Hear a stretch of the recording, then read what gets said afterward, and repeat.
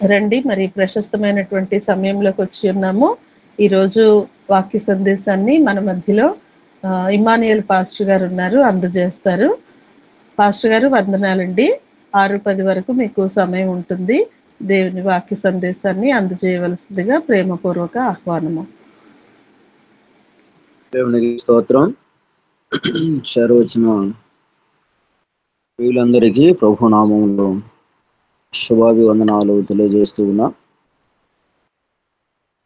పరిశుద్ధ బైబిల్ గ్రంథంలో నుండి మత్తయి సువార్త 11వ అధ్యాయం 28, 29 వచనాలను చదువుకుందాం.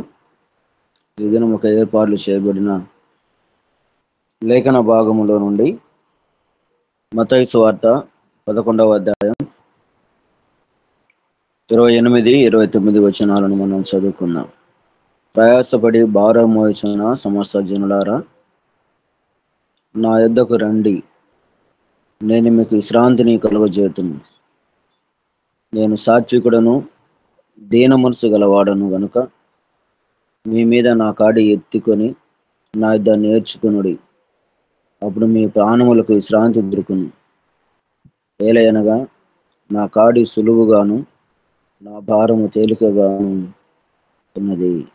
చిన్న మాట ప్రార్థన చేసుకుందాం. దారుడు అయిన తండ్రి, మీ పరిశుద్ధమైన పాదములకు స్తోత్రం. మహోన్నతుడ, మహోపకారి, జీవాధిపతి, మీ ఉన్నతమైన శ్రేష్టమైన అత్యున్నతమైన నామమునకై స్తోత్రములు చెల్లిస్తూ ఉన్నాం. మీ ప్రియకుమారుడు మా రక్షకుడైన యేసుక్రీస్తు వారి ప్రశస్తమైన నామములో మీ పాద సన్నిధిలో గడుపుటకు మాకు ఇచ్చిన గొప్ప ధన్యతకై స్తోత్రం. రాత్రికాలపు వేళ మా దేహాలకు కావలసిన నెమ్మదిని, శ్రాంతిని మీరు అనుగ్రహింపజేసి మరొక నూతన శుభదినాన్ని మాకందరికీ అనుగ్రహింపజేసిన దేవాని పాదములకు స్తోత్రం. ఈ శుభదినములో ప్రప్రదంగా నీ పాదాలు పట్టుకోవటానికి, మిమ్మల్ని జ్ఞాపకం చేసుకోవటానికి, తండ్రి మిమ్మల్ని అడగటానికి, మిమ్మల్ని ప్రార్థించి బయటకు వెళ్ళటానికి మీరు ఇచ్చిన మంచి తరుణము కొరకై స్తోత్రం. ఉదయకాలపు వేళ మేము చేయవలసిన పనులు, ప్రయాణాలు ఎన్నో ఉన్నాయి. మాకు అండగా కొండగా తండ్రి మా మార్గములంతటిలో మీరే తోడు నడుముని నడిపించండి.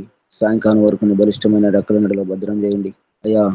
దాగి ఉన్న ప్రతి కీడు నుంచి మమ్మల్ని మీరు దూరం చేస్తూ కాచి కాపాడుతూ ముందులకై గనపరుస్తూ యేసయ్య అతి ఉన్నతమైన నామములో అడిగి వేడుకుంటూ ప్రార్థిస్తూ ఉన్నాము తండ్రి, ఆమేన్. ప్రభునందు ప్రియమైన దైవ జనాంగమా, దేవాతి దేవుడు మనందరికీ మరొక నూతన శుభదినాన్ని దేవుడు మనందరికీ ఆయన అనుగ్రహింపజేశాడు. ఈ రోజును చూడలేక ఎంతోమంది కాలగర్భంలో కలిసిపోయిన వారు ఉన్నారు. అటు వారి సంఖ్యలో దేవుడు మనమును చేర్చక సజీవ సంఖ్యలో దేవుడు మనమును చేర్చి ఆయన్ను స్తుతించే భాగ్యం, ఆరాధించే భాగ్యం, ఘనపరిచే భాగ్యాన్ని దేవుడు మనందరికీ ఆయన అనుగ్రహింపజేశాడు. ఉదయకాలపు వేళ ప్రప్రదంగా దేవునితో కలిసి సహవాసం చేసే భాగ్యాన్ని దేవుడు మనందరికీ ఆయన అనుగ్రహింపజేశాడు. పాటలు పాడటానికి, ప్రార్థించటానికి, వాక్యాన్ని చదవటానికి, వాక్యాన్ని ధ్యానించటానికి చక్కటి తరుణాన్ని, అవకాశాన్ని దేవుడు అనుగ్రహింపజేశాడు. అందును బట్టి దేవుని స్తుతించేవారిగా, అందును బట్టి దేవుని ఘనపరిచేవారిగా మనం ఉండాలని ప్రభునామంలో జ్ఞాపకం చేస్తూ ఉన్నాం. ఇద్దరు ముగ్గురికి ఏర్పాటు చేయబడిన లేఖన భాగంలో నుండి మనకు చిన్నప్పటి నుండి సండే స్కూల్ నుండి కంఠత వాక్యంగా ఈ వాక్య భాగం మనకు కనబడుతూ ఉంది. చిన్నపిల్లవారిని అడిగినా ఈ వాక్యం చెప్తారు. మత్తయి సువార్త 11వ అధ్యాయం 28వ వచనం అనగానే గట్టిగా గంభీరంగా ఈ వాక్యాన్ని చిన్నపిల్లల నుండి పెద్దవారి వరకు చదవగలరు. చదవకుండానే, బైబిల్ గ్రంథాన్ని చూడకుండానే నోటితో వారు కంఠత వాక్యాన్ని వారు చెప్పగలరు. ఎందుకంటే ఇది చాలా ప్రాముఖ్యమైనటువంటి మాట. చాలా అందరికీ కంఠత వాక్యంగా ప్రాముఖ్యంగా ఈ వాక్యం మనకు కనపడుతూ ఉంది. కాబట్టి ఈ వాక్యంలో ఉన్నటువంటి కొన్ని సత్యాలను మనం ఈ ప్రాతకాల సమయంలో కొన్ని విషయాలు మనం జ్ఞాపకం చేసుకుందాం. మత్తయి సువార్త చక్కటి దేవుని సందేశాలు. మత్తయి సువార్తలో మనకు చాలా విశేషమైనటువంటి సంగతులు మనకు కనబడతాయి. ఈ మత్తయి సువార్త యూదులకు రాయబడినటువంటి సువార్త. ఒక్కొక్క సువార్త ఒక్కొక్క భక్తులు, మత్తయి కావచ్చు, మార్కు కావచ్చు, లూకా, యోహాను, వీరందరూ భక్తులు. వారి ఒక్కొక్క జనాంగానికి రాయబడినటువంటి సువార్తలను మనం గమనిస్తాం. మరి విశేషంగా మత్తయి సువార్త యూదులకు రాయబడినటువంటి సువార్తగా దీన్ని మనం ధ్యానించవచ్చు. మత్తయి సువార్తలో చాలా సంగతులు, ప్రభు పరిచర్య విధానం, పుట్టుక, ఎన్నో విషయాలు, మత్తయి సువార్తలో రాకడ, ఎన్నో విషయాలు ఈ గ్రంథంలో మనకు కనిపిస్తూ ఉన్నాయి, కనబడుతూ ఉన్నాయి. దేవాతి దేవుడు మత్తయి సువార్తలో ఇన్ని సంగతులు వ్రాయించాడు. దేవుడు వాటిని మనం ధ్యానం చేస్తూ ఉన్నాం, వాటి గురించి మనం ఆలోచన చేస్తూ ఉన్నాం. అందులో ఉన్నటువంటి సంగతుల ద్వారా మన ఆధ్యాత్మికమైనటువంటి జీవితాన్ని పెంపొందించుకుంటూ ఉన్నాం. ప్రతిదినం బైబిల్ చదువుట ద్వారా, దేవునితో సహవాసం, ప్రతిదినం దేవుని సన్నిధిలో గడుపుట ద్వారా, దేవుని సన్నిధిలో మనము ఆనందాన్ని, సంతోషాన్ని మనం అనుభవిస్తూ ఉన్నాం. ఇట్టి గొప్ప ఆనందం భూమి మీద మనం ఎంత సంపాదించినా, ఎంత డబ్బు మనకు సమకూర్చబడిన ఈ ఆనందం ఉండదు. కానీ ప్రభువుతో పాటు కొన్ని నిమిషాలు గడిపితే, ప్రభువుతో పాటు కొన్ని నిమిషాలు ప్రార్థన చేస్తే దేవుడు తృప్తినిస్తాడు, ఆనందాన్ని ఇస్తాడు. ఆనందముతో దేవుడు మన హృదయాలను ఆయన నింపుతాడు. ఇటు గొప్ప భాగ్యం దేవుడు మనకు అనుగ్రహింపజేయగా నిత్యము ఆయన సన్నిధిలో కూర్చొని ఆయన సన్నిధిలో ధ్యానించేవారిగా, ప్రార్థించేవారిగా మనం ఉండగలిగితే దేవుడు మనల్ని మాత్రమే కాదు, మన కుటుంబాలను కూడా అత్యధికంగా దేవుడు ఆశీర్వదిస్తాడు, బలపరుస్తాడు. మత్తయి సువార్త 11వ అధ్యాయం 28వ వచనంలో మనం చదువుకున్నటువంటి మాట, గొప్ప సంగతులను అందులో మనకు కనబడుతూ ఉంది. దాన్ని మనం ధ్యానించక ముందు బైబిల్ గ్రంథంలో రండి అనే పదం సార్వత్రిక ప్రజలందరికీ అది ఆహ్వానంగా కనపడుతూ ఉంది. తిరిగి రండి అని కూడా ప్రభువు జ్ఞాపకం చేశాడు. ఆ పదం అవిశ్వాసంలో వెనకబడిన వారికి అది కనపడుతూ ఉంది. మనము ప్రభు దగ్గరికి వస్తే మనకేమిటి ప్రయోజనం, మనకేంటి లాభం అనే మాట ఈ రాత్రికాల సమయంలో మనం ధ్యానం చేద్దాం.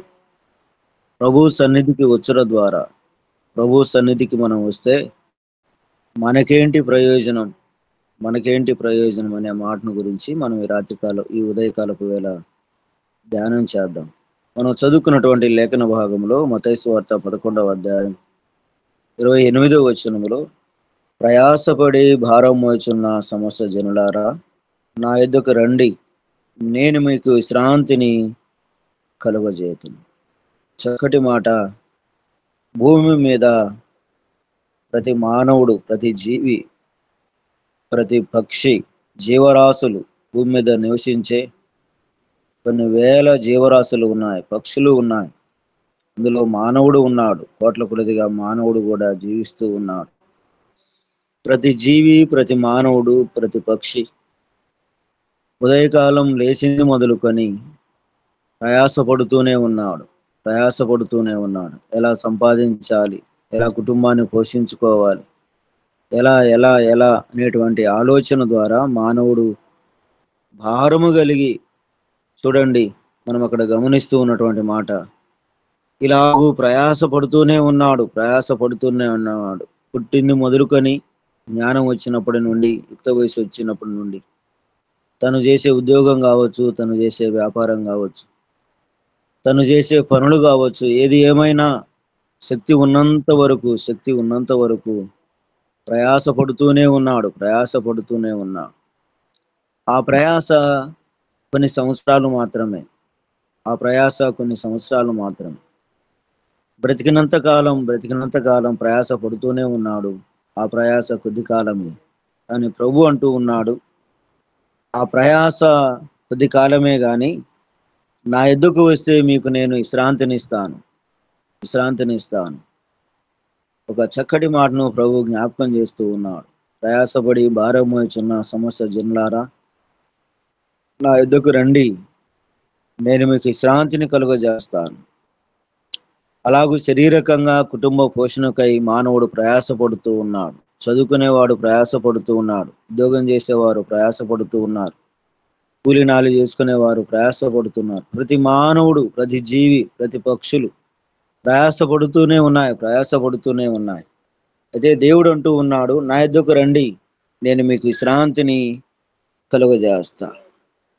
ఎంత సంపాదించావు, ఇంకా ఎంత ఉంది అని మానవుని అడిగితే, ఏముందయ్యా నా దగ్గర, ఏముంది, సంపాదించిందంత వివాహాల కొరకై, సంపాదించేంత బిడ్డల చదువుల కొరకై, సంపాదించేందున వాటికి వీటికి పెడుతూనే ఉన్నాను, హెచ్చిస్తూనే ఉన్నాను, అంతా అయిపోయింది అని అసంతృప్తితో నేటి మానవుడు బ్రతుకుతూ ఉన్నాడు, జీవిస్తూ ఉన్నాడు, అంటూ ఉన్నాడు కదండి. అలాగైతే వారు పడిన ప్రయాస, వారు పడిన కష్టం ఇంకా వారి ముందు కనపడుతూనే ఉంది. ప్రభు జ్ఞాపకం చేస్తూ ఉన్నాడు, అలాగైతే మీరు రండి, నేను మీకు విశ్రాంతిని కలుగజేస్తాను. నా యొద్దకు రండి. ఆయన దగ్గరికి వస్తే కలిగే లాభం ఏంటి అని మనం గమనిస్తూ ఉన్నప్పుడు ఒక చక్కటి మాటను మీకు నేను జ్ఞాపకం చేసి నేను ముందుకు వెళతాను. మత్తయి సువార్త 8వ అధ్యాయం. ఆయన దగ్గరికి వస్తే కలిగే ప్రయోజనం ఏంటి అనే మాటను మనం ధ్యానం చేస్తూ ఉన్నప్పుడు మత్తయి సువార్త 8వ అధ్యాయం మొదటి వచనాన్ని మనం చదివితే, మొదటి 2 వచనాలను మనం చదివితే, ఆయన ఆ కొండ మీద నుండి దిగి వచ్చినప్పుడు బహుజన సమూహములు ఆయనను వెంబడించారు. ఇదిగో కుష్ఠరోగి వచ్చి ఆయనకు మొరొక్కి, ప్రభువా, నీకిష్టమైతే నన్ను శుద్ధినిగా చేయగలవనెను. అందుకు ఆయన చెయ్యి చాపి వారిని ముట్టి, నాకిష్టమే, నీవు శుద్ధుడవు గమ్మని చెప్పగా తక్షణమే వాని కుష్ఠరోగము శుద్ధి ఆయను. ఇక్కడ మనం గమనిస్తే చదువుతూ ఉన్నటువంటి మాట, కుష్ఠరోగి వచ్చాడు, ప్రభువా నీకిష్టమైతే నన్ను శుద్ధినిగా చేయమన్నాడు, నాకు ఇష్టమే అన్నాడు. ప్రభు ఆ వ్యక్తిని బాగు చేశాడు. తన యొద్దకు వస్తే ప్రయోజనం ఏంటి అని మనం ఆలోచన చేస్తూ ఉన్నప్పుడు 8వ అధ్యాయంలో ఆయన యొద్దకు వచ్చిన కుష్ఠరోగిని మనం గమనిస్తాం. ఆయన ఆ కొండ నుండి దిగి వచ్చినప్పుడు అనే మాట మనకు కనబడుతూ ఉంది. అదే మాట మనం చదివితే మత్తయి సువార్త 5వ అధ్యాయం చదవండి, మొదటి వచనం. మత్తయి సువార్త 5వ అధ్యాయం మొదటి వచనంలో, ఆయన జన సమూహములను చూసి కొండ ఎక్కి కూర్చుండగా ఆయన శిష్యులు ఆయన వద్దకు వచ్చిరి. అప్పుడు ఆయన నోరు తెరిచి ఇలాగు బోధింప సాగెను. చక్కటి మాటలు మత్తయి సువార్తలో మనము జ్ఞాపకం చేసుకోవచ్చు. 5వ అధ్యాయంలో ఆయన కొండ ఎక్కాడు, ఆయన బోధిస్తూ ఉన్నాడు విశేషమైనటువంటి సంగతులను. కొండ మీద ప్రసంగం అంట కదండి. 5, 6, 7 అధ్యాయాల్లో చాలా చక్కటి సంగతులను దేవుడు ఆనాటి ప్రజలకు దేవుడు వివరిస్తాడు, జ్ఞాపకం చేస్తాడు. అనేక మంది వేల కొలదిగా దేవుడి దగ్గరికి వచ్చి, కొండ మీదకి వచ్చి, దేవుడు వారికి ఎన్నో విషయాలను దేవుడు ఈ 3 అధ్యాయాలలో ప్రభు జ్ఞాపకం చేశాడు. బైబిల్ గ్రంథంలో ఒక విశేషమైనటువంటి సంగతులు మనం ఆలోచించాలి అంటే, విశేషమైనటువంటి సంగతులు మనం ధ్యానించాలి అంటే, చెప్పాడు అంటే, దేవుడు కొండ మీద ప్రసంగం చాలా గొప్ప ప్రసంగం అని బైబిల్ పండితులు మనకు జ్ఞాపకం చేస్తారు. ఆయన 5వ అధ్యాయంలో కొండ ఎక్కాడు, బోధించాడు. 8వ అధ్యాయములో ప్రసంగాలు అయిపోయాయి. ఆయన ఇప్పుడు ఏం చేస్తున్నాడంటే కొండ దిగి వస్తూ ఉన్నాడు. ఆయన కొండ మీద నుండి దిగి వచ్చినప్పుడు, కొండ ఎక్కినప్పుడు ప్రసంగించాడు. అనేకులను మేలుకరంగా జీవించాడు. అనేకులను ధన్యత్వంలోనికి నడిపించాడు. వారికి ఉన్నటువంటి కష్టాలు నష్టాలు ఎలాగున్నారో వారిని అలాగే వదిలివేయకుండా దేవుడు వారికి చక్కటి సంగతులను దేవుడు వివరించాడు. అలాగైతే ఆయన కొండ దిగుతూ ఉన్నప్పుడు కూడా ఒక వ్యక్తిని ఆయన రక్షించినట్లుగా, కాపాడుతున్నట్లుగా మనం 8వ అధ్యాయంలో మనం చదువుతాం కదండి. అలాగైతే ఆయన వచ్చి ఇదిగో కుష్ఠరోగి వచ్చి ఆయనకు మొక్కి అనే మాట కదండి. ఒక కుష్ఠరోగి ఉన్నాడు. కుష్ఠరోగి వచ్చి ఆయనకు మొక్కుతూ ఉన్నాడు. ఆయనకు సాగిల పడుతూ ఉన్నాడు. గొప్ప సంగతులు ఇందులో మనకు దాగి ఉన్నాయి. మనము ఒక్కొక్క విషయాన్ని మనము వింటూ ఉన్నప్పుడు మన తలంపులకు కొన్ని దేవుడు మనకు జ్ఞాపకం చేస్తూ ఉంటాడు. మనము ధ్యానిస్తూ ఉన్నప్పుడు మనము ఒక పేపర్ పట్టుకొని దాని విషయాలు మనం ధ్యానిస్తూ ఉన్నప్పుడు దేవుడు కొన్ని సంగతులను దేవుడు మనకు జ్ఞాపకంలోనికి తీసుకుని వస్తాడు. ఆ జ్ఞాపకం వచ్చిన సంగతులను మనం పేపర్ మీద రాసుకుంటే గొప్ప విషయాలను దేవుడు మనకు బయలుపరుస్తాడు. ఇక్కడ మనం గమనిస్తే ఆయన వద్దకు వస్తే కలిగే లాభం ఏంటి అని మనం గమనిస్తూ ఉన్నప్పుడు కుష్ఠరోగి వచ్చాడు, ఆయనకు మ్రొక్కాడు, అన్నాడు, ప్రభువా నీకిష్టమైతే నన్ను శుద్ధినిగా చేయగలవు. ప్రభువా పరిపాలించువాడు నీవే నన్ను పరిపాలించేవాడవు, నీవే నన్ను ఆదుకునేవాడవు, నీవే నన్ను పోషించేవాడు, నీవే నన్ను బాగుపరచువాడు. ఆ మాటలు మనం గమనిస్తే మ్రొక్కాడు. దేవునికి వచ్చినప్పుడే ఆయన మ్రొక్కాడు, సాగిలపడ్డాడు. మ్రొక్కటం బైబిల్ గ్రంథంలో చాలా విశేషమైనటువంటి పదాలుగా మనం గమనిస్తాం కదండి. దేవునికి వినయంగా విమ్రతతో 2 చేతులు జోడించి మోకరిల్లి హృదయపూర్వకంగా దేవునికి మొరకటం దేవునికి ఇష్టమైనటువంటి ఆ కార్యం.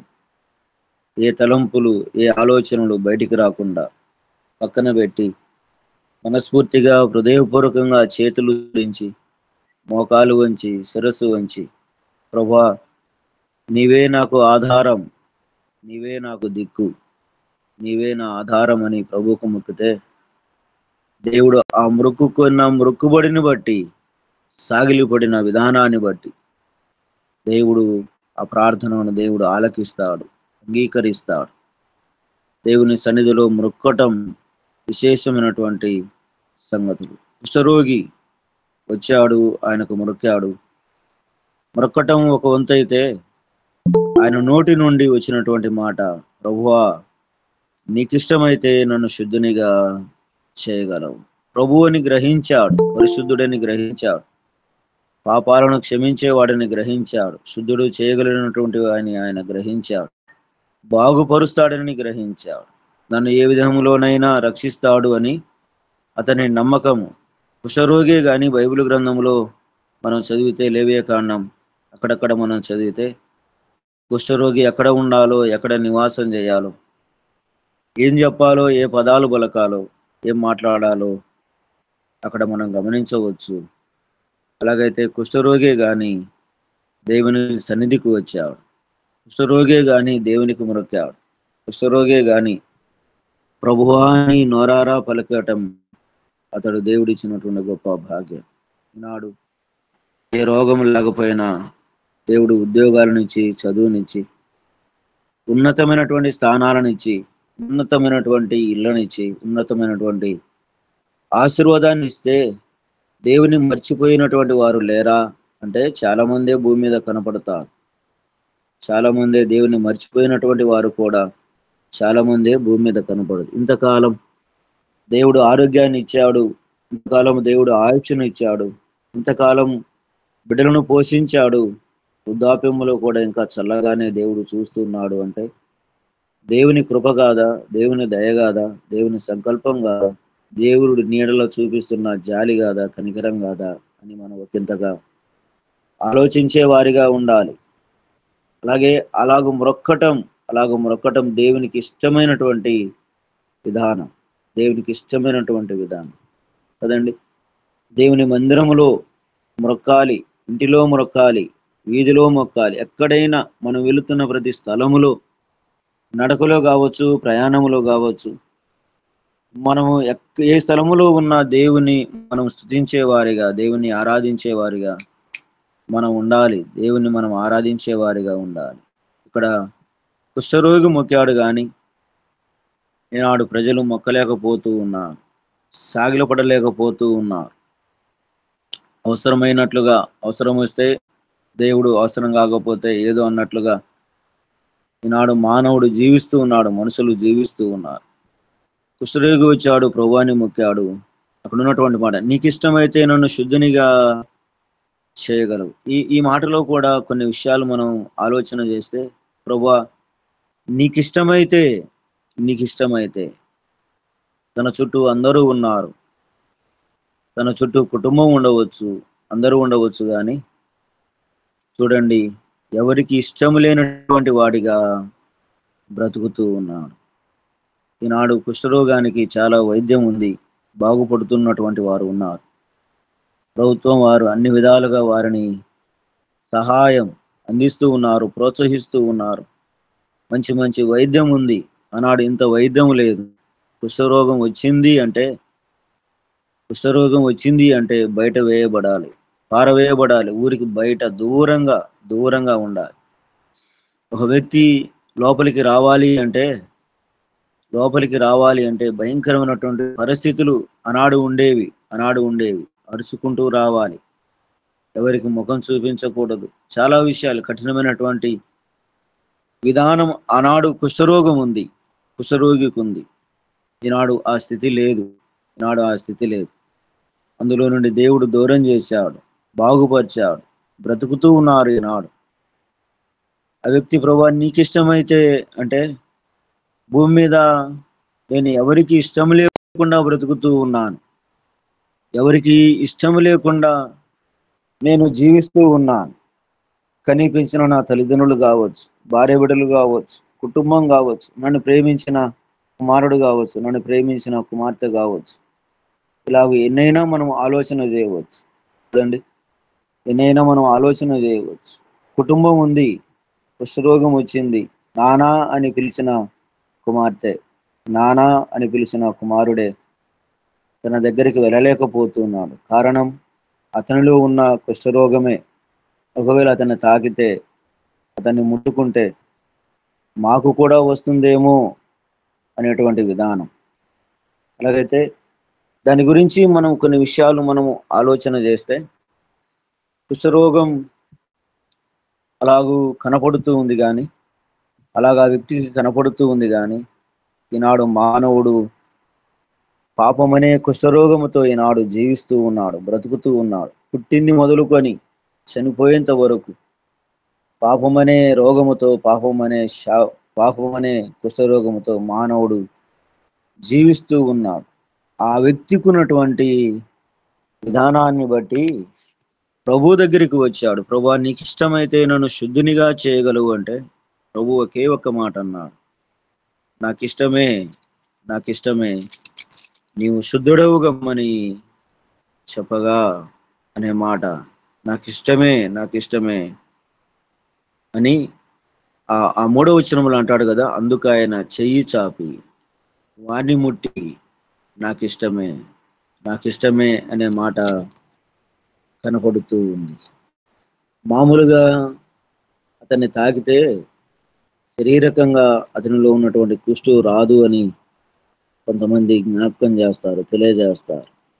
ఒకవేళ మనం తాకినప్పుడు మన చేతికి ఏదైనా దెబ్బ తగిలినప్పుడు లేక గాయమైనప్పుడు ఆ వ్యక్తికి ఉన్నటువంటి ఆ కుష్ఠరోగంలో ఉన్నటువంటి రసిక ఏదైనా మనలోనికి వస్తే, అంటే మనకు గాయం కలిగితే ఆ గాయపడినటువంటి ఆ చేతితో లేక దెబ్బ తగిలినటువంటి ఆ చేతితో మనము తాకితే ఆ వ్యక్తిని ముట్టుకుంటే అతనిలో ఉన్నటువంటి రసిక ఆ క్రీములు అందులో నుండి గాయపడినటువంటి చేతిలో నుండి గాయపడినటువంటి దానిలో నుండి మనలోనికి వెళతాయి.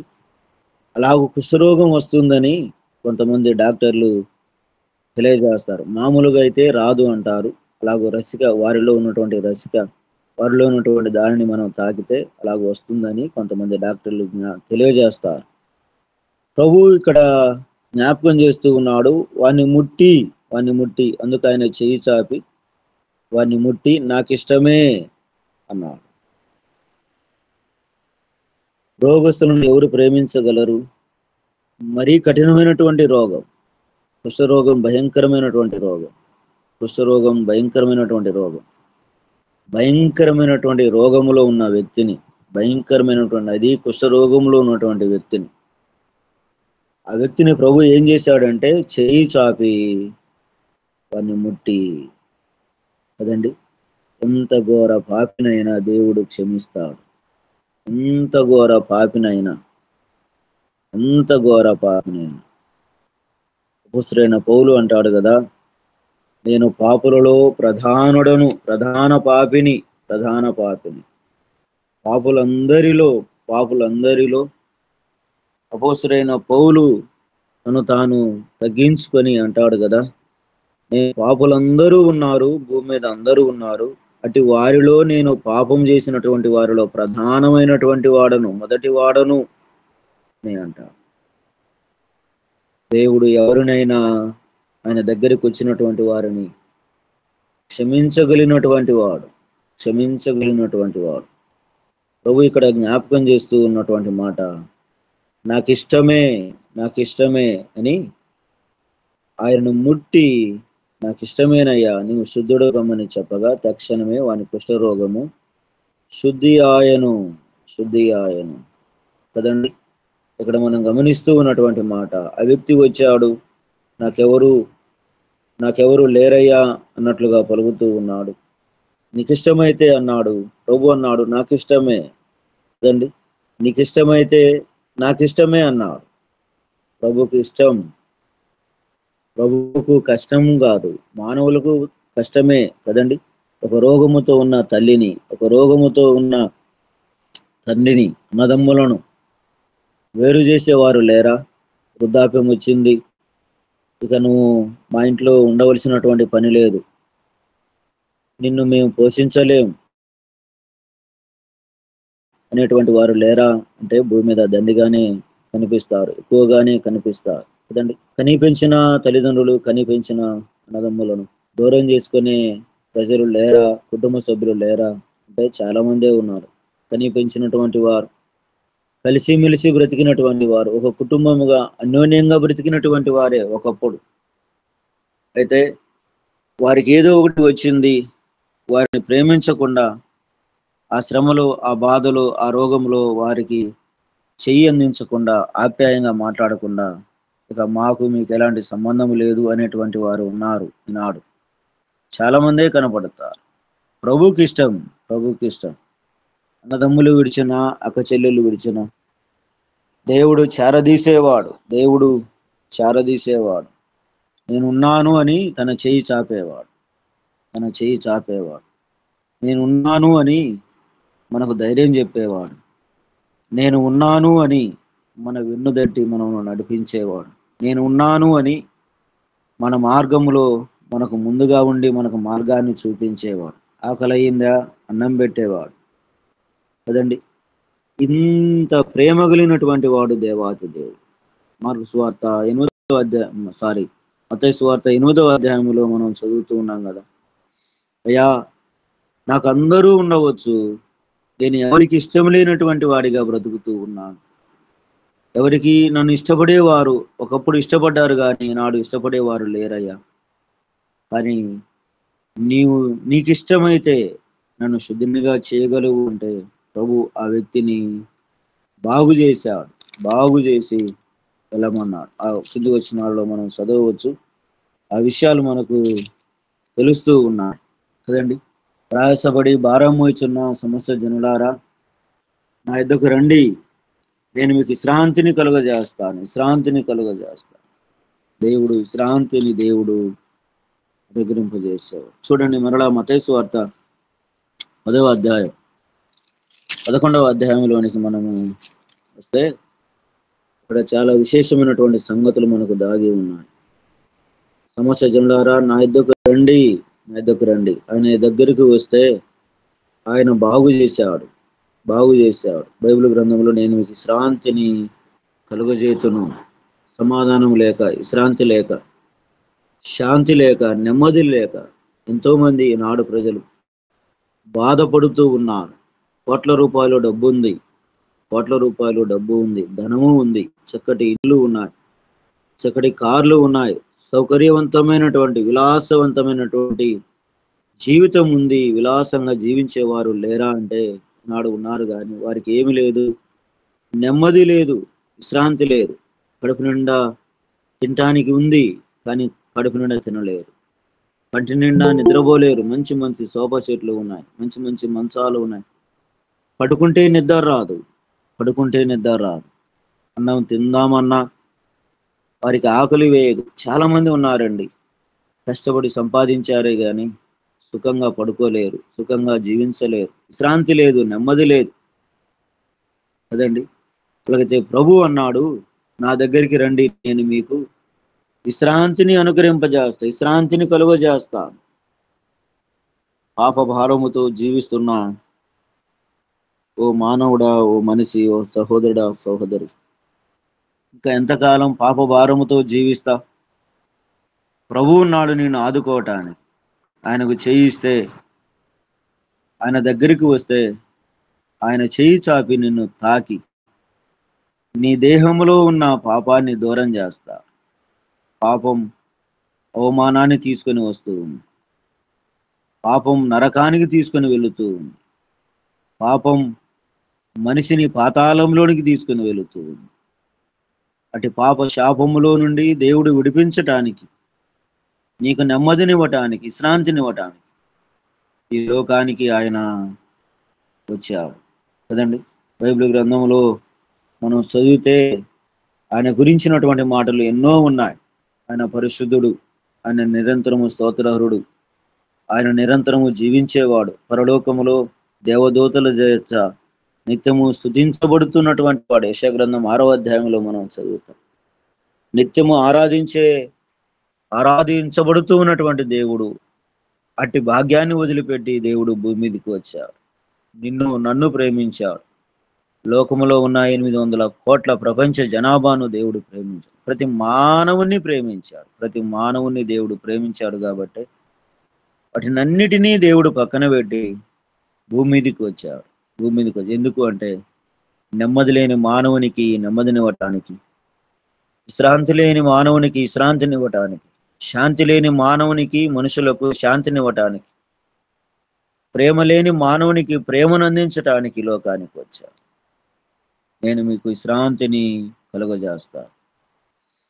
వ్యక్తిగతంగా మనము కూడా ధ్యానం చేస్తే ఎన్నో సంగతులు ఇందులో మనకు దేవుడు జ్ఞాపకానికి తీసుకొని వస్తాడు.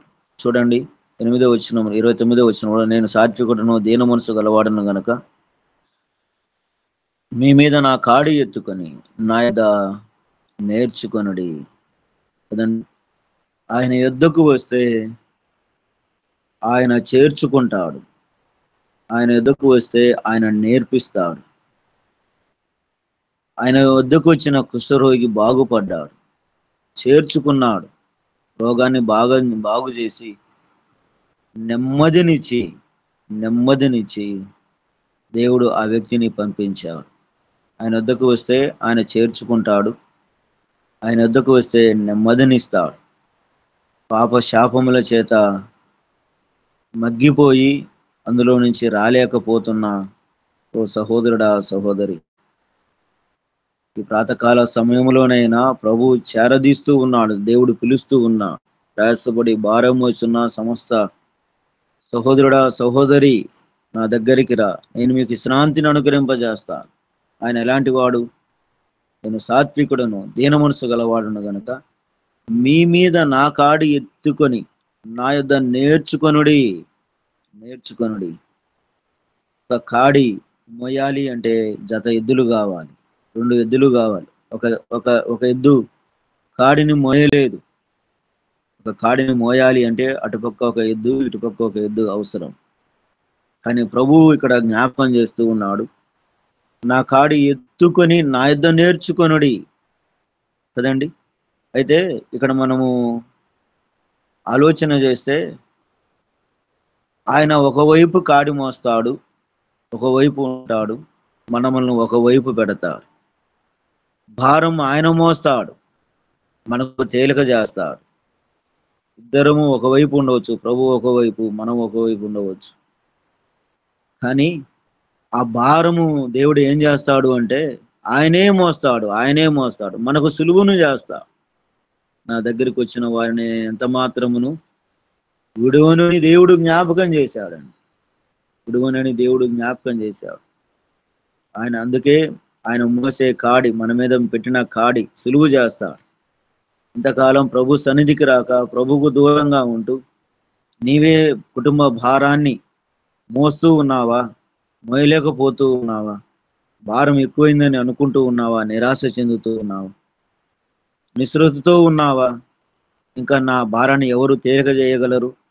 నా కుమారుడా, నా కుమార్తె, నేను ఇంతకాలం మోస్తూనే ఉన్నాను, ఎంతకాలం మోయాలని నిరాశ చెందుతూ ఉన్నావా?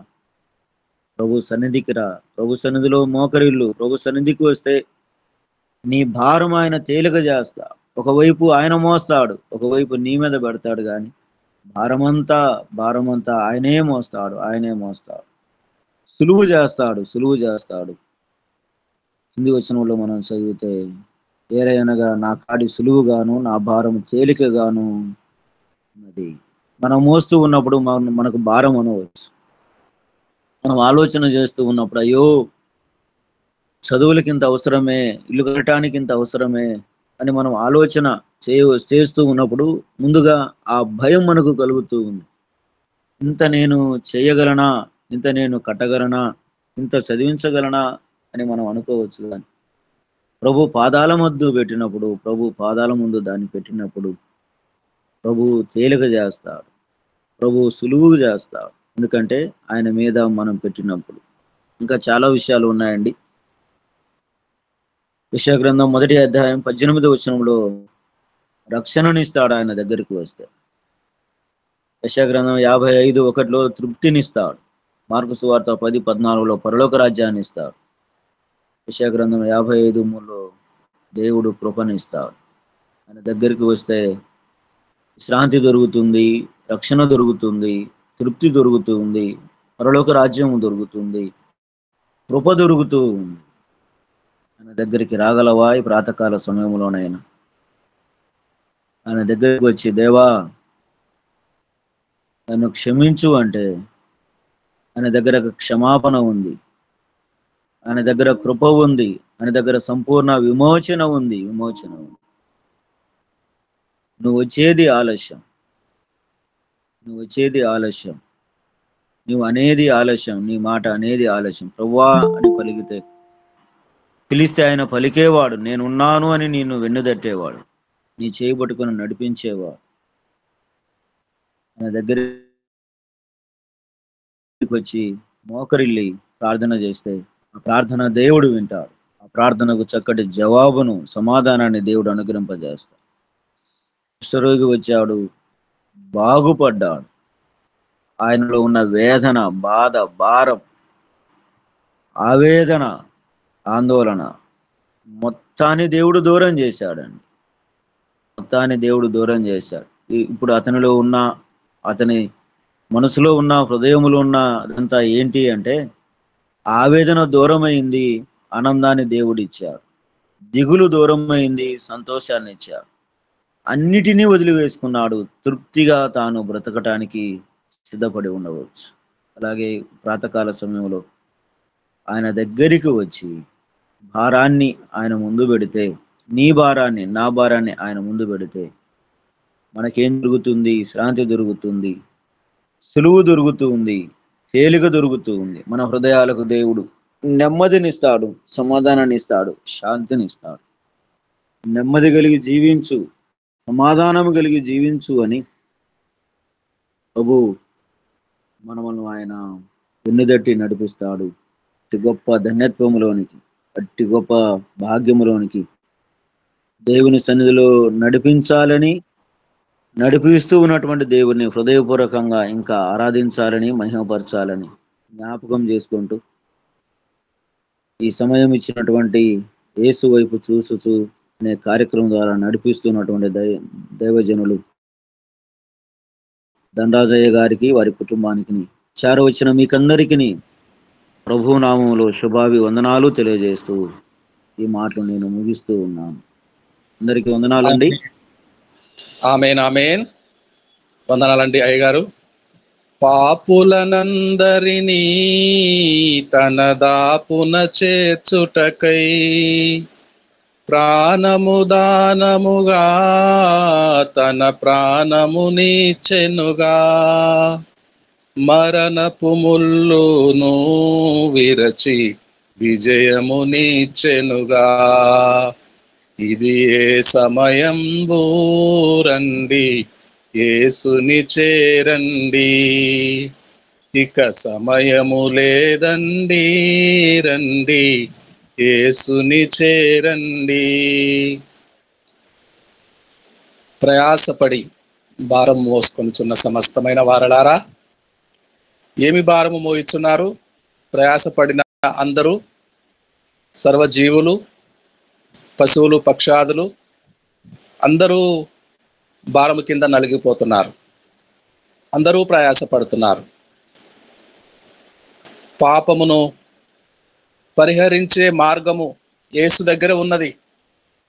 యేసయ్య ఒక్కడే పాపమును పరిహరిస్తాడు. యేసు స్వామి ఒక్కడే పిలుస్తున్నాడు, నా యొద్దకు రండి, నేను మీకు విశ్రాంతి కలుగజేస్తాను. నా యొద్దకు రండి. ఆయన యొద్దకు వెళ్ళాలి. పుణ్యతీర్థాలకు, తీర్థయాత్రలకు, పుష్కరాలకు, మహాకుంభమేళ, కోటాను కోట్ల జనము హాజరయ్యి ఉన్న కాశీని నీళ్ళల్లో మునిగితే పాపము పోతుందా? తలనీలాలు సమర్పిస్తే పాపము పోతుందా? ఇంకా పాపము మూట కట్టుకుంటున్నారు. కుంభమేళాలో ఇటీవల వందలాది వేలాది మంది ప్రాణాలు పోయినాయి. కలరా వ్యాపించింది. కొత్త కొత్త జబ్బులు మనుషులకు పట్టుకున్నాయి. మరణము మరణము మరణము సంభవించింది. పాపము పోలేదు. తలనీలాలు సమర్పించినా మరల వెంట్రుకలు మొలుస్తాయి. మరల పాపములు పుట్టుకొస్తాయి. కొత్త కొత్త పాపాలు, కొత్త కొత్త సంబంధాలు కుంభమేళాలో, తీర్థయాత్రల్లో కలుగుతాయి. కొత్త కొత్త వ్యామోహాలు. పాపము విస్తరిస్తుంది. పాపపు భారము తొలగ చేసుకునే మార్గము కేవలము యేసయ్య ఎదుట, యేసయ్య యొద్దనే ఉన్నది. ఆయన యొద్దనే క్షమాపణ దొరుకును. ఆయన యొద్దనే కృప దొరుకును. ఆయన యొద్దనే పరలోక రాజ్య భాగ్యము దొరుకును. ఆయన యొద్దనే పాప క్షమాపణ దొరుకును. ఆయన యొద్దకు వెళ్ళాలి. చాలా కాలముగా వింటూ వస్తున్నాను. ఒక ముసలావిడ సంతకు వెళ్ళి వ్యాపారము నిమిత్తము అత్యధిక భారము మోసుకొని వెళుతున్నది. అప్పుడు ఒక దయగల పుణ్యాత్ముడు కారులో అటువైపు వెళ్తున్నాడు. ఆ సంతలోనే మార్కెట్ చేస్తాడు. దాటిపోతాడు, మరల వెనక్కి వస్తాడు. అమ్మా, సంతకే కదా వెళుతున్నావు? అవునయ్యా, సంతకే వెళుతున్నాను. మోసి మోసి నడుములు భారము చేత కృంగిపోతున్నాయి. అమ్మా, నేను అటుగానే వెళ్తున్నాను, కారులో కూర్చో, నేను దిగబెడతాను అంటాడు. అప్పుడు ఆ అమ్మ కారులో ఎక్కి కూర్చుంటుంది. కాసేపు ప్రయాణం అయిన తర్వాత కూడా ఆ భారము మోసుకొనే ఉంటుంది. ఆ గంప మోయలేనంత బరువు మోస్తూనే ఉంటుంది. అయ్యో అమ్మా, వాహనం ఎక్కావు, కారులో కావలసినంత చోటున్నది, నిన్ను నీ బరువును మోసే వీలున్నది,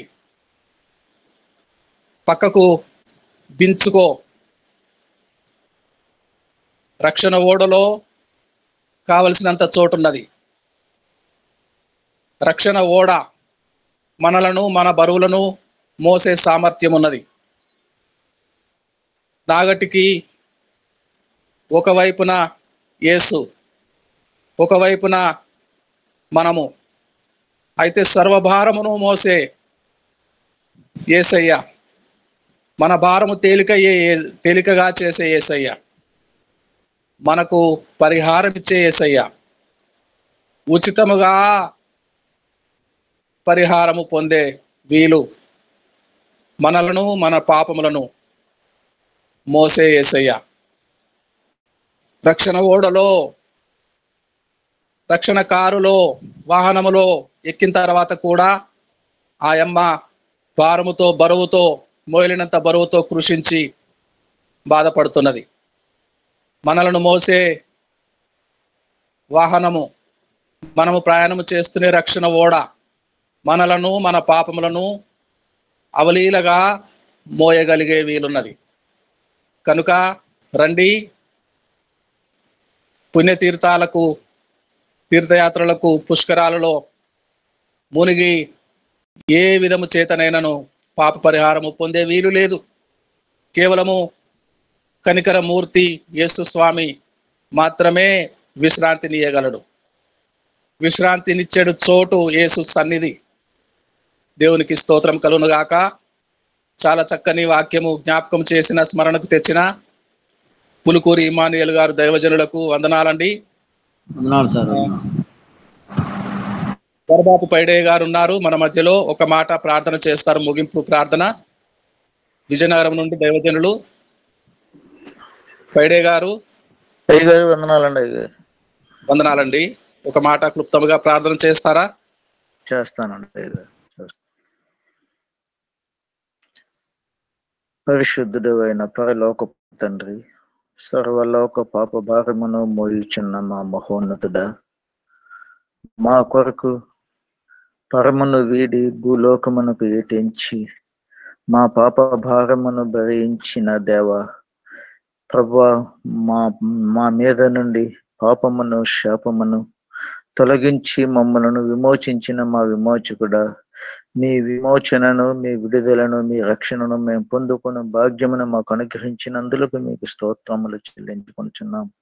నేటి దినమందు మీ దీన సేవకుని ద్వారా వివరించిన వర్తమానమును బట్టి మీకు కృతజ్ఞత కలిగి స్తోత్రములు చెల్లించుకొనుచున్నాం.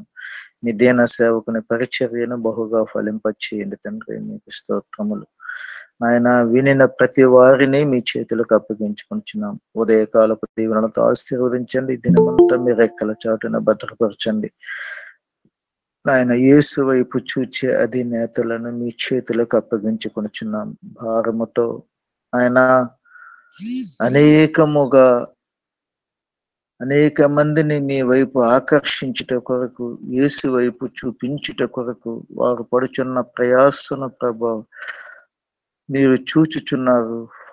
ఫలములను అనుగ్రహించుచున్నారు. మీకు స్తోత్రములు నాయన. ఈ దిన ఆశీర్వాదములు మెండుగా కుమరింప చేసి కాచి కాపాడండి. మీ చిత్తమైతే, మీరు అక్కడ ఆలస్యమైతే రేపటి దినమంది ఇటు విధముగా మీ పాదములు చెంత చేరి మిమ్మల్ని ఘనపరిచే భాగ్యం అందరికీ దయచేయమని, ఈ ప్రార్థనకు ప్రతిఫలం జవాబు దయచేయమని నజరేయుడైన యేసుక్రీస్తు వారి అతి శ్రేష్టమైన నామమున ప్రార్థన అడిగి వేడుకుంటున్నాము పరమ తండ్రి. చక్కగా ప్రార్థించిన అయ్యగారికి వందనాలండి. God bless you. పరలోక ప్రార్థన, ప్రభుత్వ ప్రార్థన చెప్పుకుందామండి. పరలోకమందున్న మా తండ్రి, మీ నామం పరిశుద్ధపరచబడునుగాక, మీ రాజ్యం మాకు వచ్చునుగాక, మీ చిత్తము పరలోకమందు ఎలాగో అలాగే భూమి మీద నెరవేరునుగాక. మా ఆహారమైన మాకు దయచేయము, మా ఆయనస్తులను మేము క్షమించిన ప్రకారం మేము క్షమించము, శోధనలోనికి కాకి నుండి తప్పించము. ఎందుకంటే రాజ్యము, బలము, మహిమ నిరంతరం నీవైన మా తండ్రి. ఆమేన్. ఆమేన్ ఆమేన్. వాక్య పరిచర్య చేసిన మనందరికీ దీవెన కారణమైన అయ్యగారు పులుకూరు ఇమానియేల్ గారు పాస్టర్ గారు మార్కాపురం నుండి ఆశీర్వదిస్తారు. ఆశీర్వాదం తీసుకొని తెలుగు సభ ముగించుకుందాం. తండ్రి కుమార పరిశుద్ధాత్మ త్రియేక దేవుని దీవెన ఆశీర్వాదం యేసు వైపు చూసుచూ కార్యక్రమాన్ని కొనసాగిస్తున్న అయ్యగారికి వారి కుటుంబానికి మాత్రమే కాదు చారు వచ్చిన ప్రియులందరికీ సదాకాలం తోడై ఉండి నడిపించునుగాక. ఆమేన్ ఆమేన్ ఆమేన్. అందరికీ వందనాలు సార్. అందరికీ వందనాలు పేరు పేరు వరుసన. God bless you all my dear friends. మరలా రేపు ఉదయాన్నే ఈ సమయానికల్లా కలుసుకుందాము. అంతవరకు